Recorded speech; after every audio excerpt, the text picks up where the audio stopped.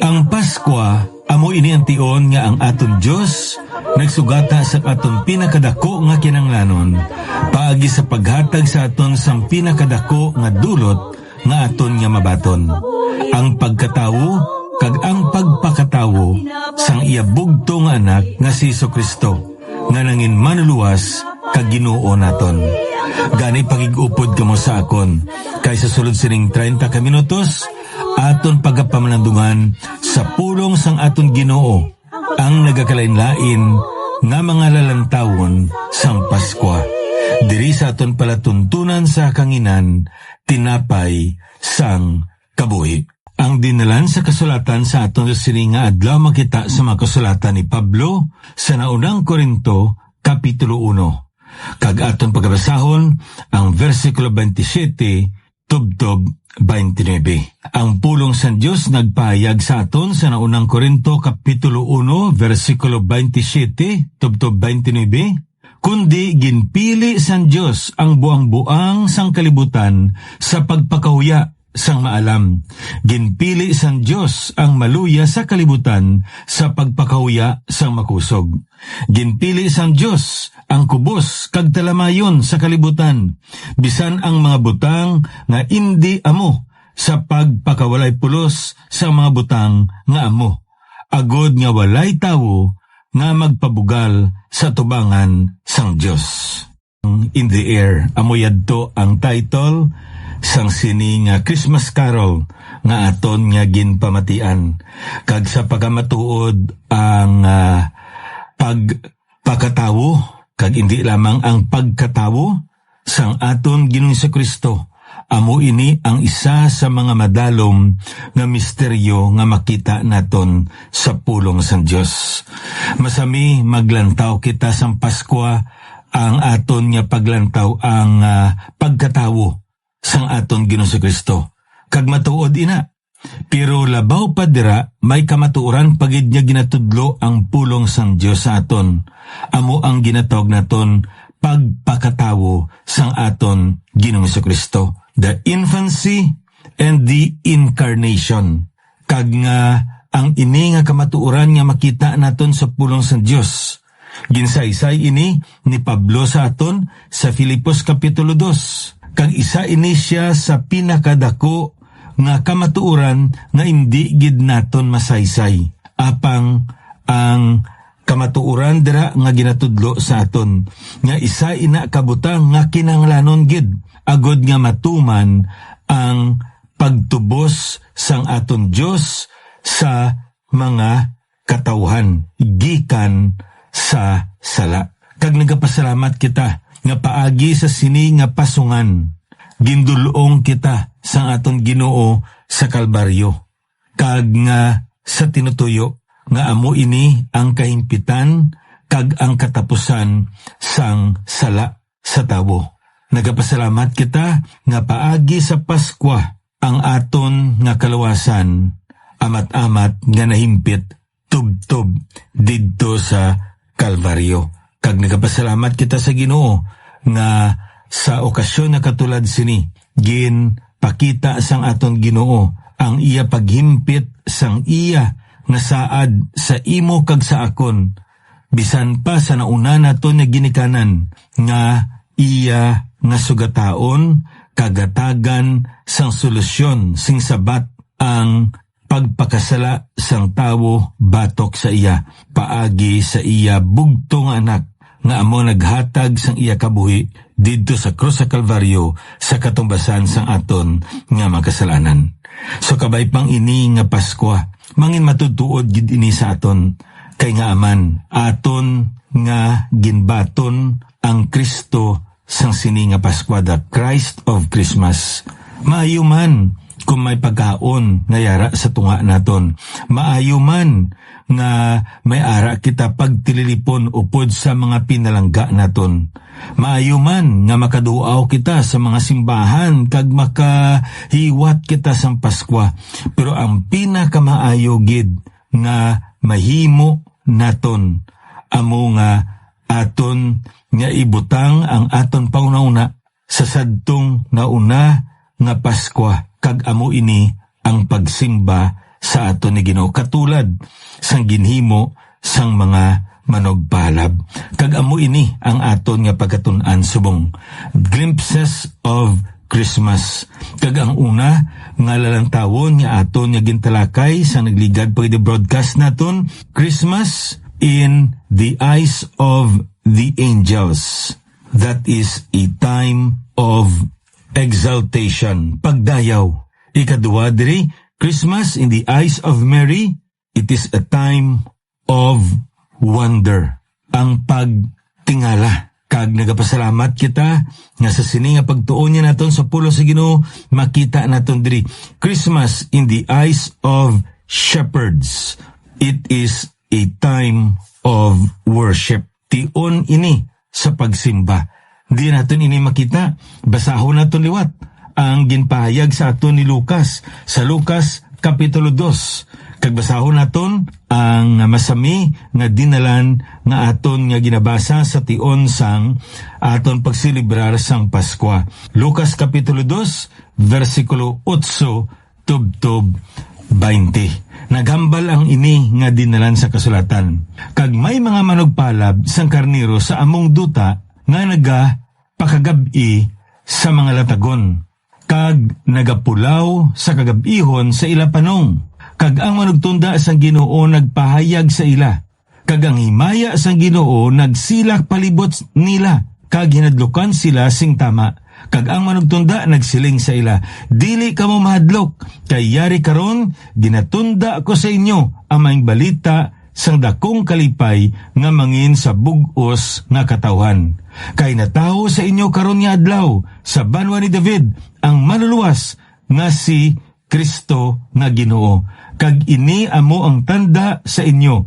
Makita ninyo ang bata nga naputos sa mga lampin kag nakulan sa pasungan.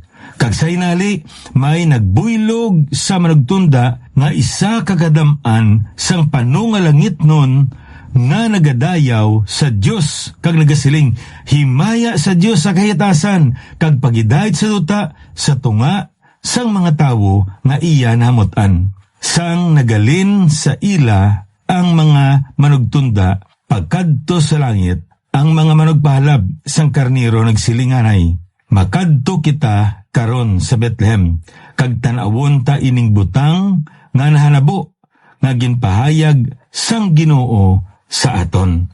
Nadra lang kita anay kutob, ang ini nga kamatuoran nga makita naton sa pulong sang Dios. Gin saysay diri sa aton ang nauna nga Paskwa. Sa kagabihon natawo ang aton nga manluluwas. Kag nga ang nauna nga ginhatagan sang sini nga mensahe nga natawo ang Kristo, ang manluluwas, ang Ginoo, amo ang mga manugpalab. Sa nagligad di broadcast naton, ginlantaw naton ang background sa sini nga manugpalab. Kag isa lang kabutang aton gid nga napatod. Ini nga mga grupo sang katawhan, hindi ini sila kilala. Hindi ini sila ginahangad sang ila nga sosyudad sang una nga panahon. Kung sa aton pa, they were outcasts. Mga maimol ini sila, kag subong man, ginapabayan lamang ini sila nga mga grupo sa mga katawan. Kag nga wala gid ini sila ginatagan sang dako nga bili. Ginakabig sila nga mga mahigko, kag subong man, mga hindi espirituhanon nga mga katawhan. Kaya nga man, walay sapayan nga sila gali ang nagatatap kag subong man nagahatag sang mga karnero nga takos ihalad sa templo. Pero sila mismo wala nagapalapit sa templo tungod sang ila nga buluhaton. So, they were uneducated, they were unclean, and at the same time, they are unreliable, hindi sila masaligan. Kagtungod sini, ang hambal sang mga managatuon sa pulong sa Ginoo, ini sila ginakabig nga mga pasi sa sosyedad. Mga grupo sa mga katawhan nga wala gid ginatagan sang bili. Apang sila ang nauna nga grupo sa mga katawhan nga ginpahayagan sang Ginoo sang sini nga balita. Ang kamatuoran diri ginatudlo sang pulong sa Ginoo sa aton nga amo sini. Ang Ginoo nagagamit sang mga butang nga indi amo agod sa pagtudlo sa pagpakahuya sa mga butang nga amo. Ano bot silingon sini? Ang Ginoo nagagamit sa mga butang nga ginakabig sang kalibutan nga indi maayo, indi maalam, indi mabaskog. Apang amo ini ang ginagamit sang Ginoo agod nga matudluan ang kalibutan nga sila gali ang indi maalam, sila gali ang indi maayo, indi sila mabaskog. Agod nga paagi sini matudluan ikaw kag ako nga kundiin kitaya mahuyang dira pagid kita nga nangin mabaskog. Kundiin gali nga ginakilala naton nga indi kita maalam dira kita nangin maalam. Kay nga aman ang bugay sang Ginoo nagapanghikot sa aton tagsa-tagsa ka mga kabuhi. Kag kun ginlambot sang Ginoo ang ini nga mga katawhan, ikaw kag ako lambuton man sang aton nga Ginoo. So sa pagpadayon naton sa sini nga dinalan sa kasulatan, nagpahayag ang Ginoo sa ila sang maayo nga balita. Kag suno sa makita naton diri sa pulong sa Ginoo, ang manugtunda nagpakita sa ila, kag ang himaya sa Ginoo nagsilak sa ila. Kag tungod sini hinadlukan sila. No ining pulong baladri nga gingamit sa ton the glory of the Lord. Nagapahayag inagali sang ginatog daton Shekinah glory. Ang himaya sang Dios sang una panahon sa tion niya magpahayag ang himaya sang Dios. Ang buot silingon sina nga yara ang presensya sang Dios. Dra sa nagapanglugayaw ang mga katawan sa Israel, Exodus chapter 24 verse 16, nagpahayag ang presensya sang Dios didto sa bukid sang Sinai. Kag subong man sang ang mga katawhan sang aton Ginoo sa panahon ni Haring Solomon ginhalad ang templo, nagpahayag ang himaya sang Dios sa sulod sang templo. 1 Kings chapter 8 verse 10 to 11. Dira naton makita sa sini nga dinalan sa kasulatan niya amuman ini ang natabo. Nagpahayag ang Dios sa ila paagi sa iya nga himaya. Ara ang presensya sang Dios. Kag tungod sini hinadlukan sila kay indi iniya normal nga mga eksperyensya. Pinasahi ini nga eksperyensya para sa ila apang naghatag sang dako diri nga pagpasiguro ang ini nga manugtunda. Dili kamo mahadlok. Kag naghatag ang ini nga manugtunda sang dako nga balita para sa ila. Kag isa diri kabutang nga makita naton sa pulong sa Ginoo. From a human standpoint, this is an amazing event. The Son of God, His only begotten Son, identifying Himself with these lowly shepherds. Sa ginhambal naton ang ini nga mga manugpalab, isa sa pinaka, kung hindi pinaka, manubo nga mga katawhan sa ila nga sosyudad sa sina nga tion. Apang gingamit niya ang ini nga mga katawhan nga sila ang tigbalita sang maayo nga balita nga ang aton nga manluluwas, ang aton nga Kristo, ang aton nga Ginoo na tawo didto sa Bethlehem. Kung aton nilang taon, isa ini kaminsahi sang paglaom, katumanan sang saad sang Dios nga hatagan niya sing sabat ang problema sang tawo sa sala. Kag ginpadala niya ang iya bugtong anak, kag subong man paagi sa mga manugpalab, ginpahayag niya ang ini nga mensahe niya. Kag kun lang taon naton, ining bata nga yara sa pasungan, nga nataw digto sa Bethlehem, nangin manog palab. Suno sa John 10:11, he became the good shepherd who lays down his life for the sheep. Suno sa Hebrews 13:20, he is the great shepherd who purchased the sheep by his own blood. Suno iya sa 1 Peter chapter 2 verse 25, he became the shepherd and guardian of our souls. Sa 1 Peter chapter 5 verse 4, anong ginambaldra? He became the chief shepherd who will give rewards to his under-shepherds. So amo iniya kon aton nga lang tahon sa pulong sa Ginoo, katahom sang relasyon nga makita naton diri. Kag nga sang ginpahayagan ang ini nga mga manugpalab, ano ang natabo diri sa ila.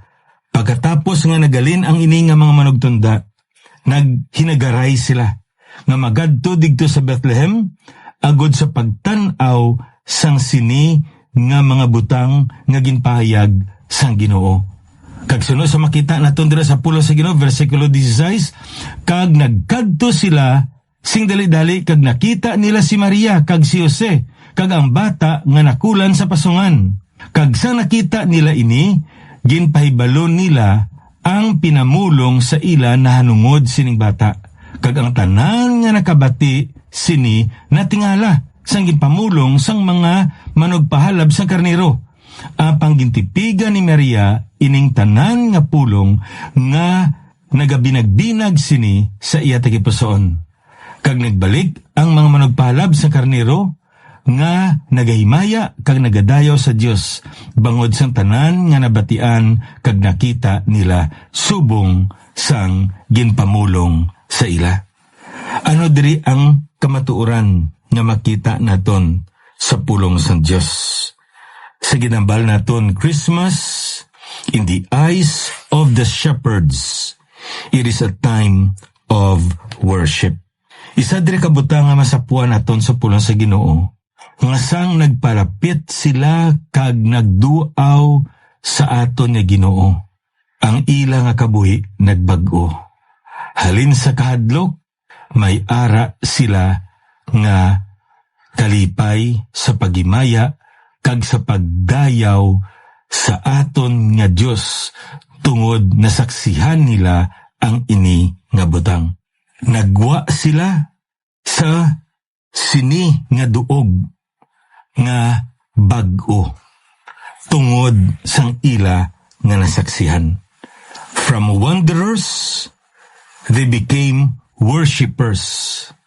Natingala sila, wala nila maintindihan gid tanan-tanan, nakibot sila, ginkulbaan sila, pero sang ila nasaksihan na ini ang ginpamulong sang manugtunda, nagbag-o sila, nangin manog amba sila, nangin manog dayaw sila, nangin manog simba sila. Amo ini makita naton sa pulong sa Ginoo. Worship can happen anywhere and anytime. Ang pagsimba pwede gali matabo bisan diin kabisan ano nga tion. Hindi na kinanglanon nga magadto kita sa simbahan agud makasimba kita. Hindi na kinanglanon gali nga adlaw nga Domingo kag makasimba kita. Hindi na kinanglanon kun anano pa dira. Sa bisan ano nga tion, sa bisan ano nga duog, pwede kita makasimba kay ini ginhatag nga ihimplo sa aton sang mga manugbalab. Dugang pagidri, ano ang makita naton sa ila? Worship happens when the heart is right. Walay sapayan nga ang ini nga mga katawhan. Sa tubangan sang syudad nila, hindi sila mga reliyoso nga mga katawhan. Hindi sila makapalapit sa sinaguga agud magtuon sang Torah. Hindi sila makapalapit sa templo sa paghalad. Hindi sila makapaway sa adlaw sa inugpaway tungod sa ilang nga trabaho. Kagpigado sila, wala sila ginapakamahal, wala sila ginasaligan, sang ilang sa syudad. Apang sila ang ginpili sang Dios, kay sila ang may tagipusoon nga nagakaigo kag insakto nga magpalapit sa tubangan sang aton nga Dios. Amo niya kun aton nga lang taon, sang ginpamulong nila ang ini nga mga butang, ano diring makita naton sa ginhambal sang pulong sang Dios. Natingala ang mga katawhan. Nga natingala sila, kay wala sila gi-ekspektar nga sila ang manugbantala. Amuni nga kung aton nga lang taon, wala man kita kay balo, kay wala man na-record nga may nagbisita pagid sa aton Ginoong Kristo. Kay hindi amo ini ang ginekspektar sang kalibutan, apang sila ang gingamit sang aton Ginoo tungod sila ang may tagipusoon nga handa sa pagbaton kag handa sa paghimo sang mensahe nga ginhatag kag ginpahayag sang Dios sa ila. And then the third one here, kung ang taon naton sa pulong sa Ginoo, worship happens when we receive a revelation from God. Nakapaningbahon sila sang ila nga nabaton ang isa kadako nga pagpahayag sa ila. Paagi sa sini nga manugtunda, nakabaton sila sang dako nga pagpahayag. They received a special revelation from God through the presence of this angel. And because of this, they were able to respond by worshiping God. Katahom sa kamatuoran diri bala nga makita naton sa pulong sa Dios. Kay kun aton gali nga usisaon sa atubangan kag sa panulok sang sining nga manugpalab, ang Pasko tion ini sa pagsimba naton sa Dios. Kay nga aman ginhimpit niya ang yasaad sa aton.